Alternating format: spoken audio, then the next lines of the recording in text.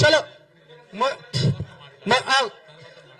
ఒక్క నిమిషం నేను డిస్టర్బ్ చేయకండి. ఆగండి మీ ఒక్క నిమిషం మీరు బ్రదర్స్ మీకు గంటగా ఒక్క నిమిషం లైవ్ జరుగుతుంది.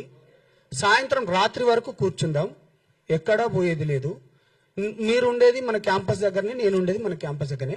వినండి వీళ్ళందరూ మాట్లాడిన తర్వాత నువ్వు ఎన్ని క్వశ్చన్లు అన్నిటికీ సమాధానం చెప్తా. రాత్రి వరకు కూర్చుందాం. బాజాబ్తా చెప్తున్నాం.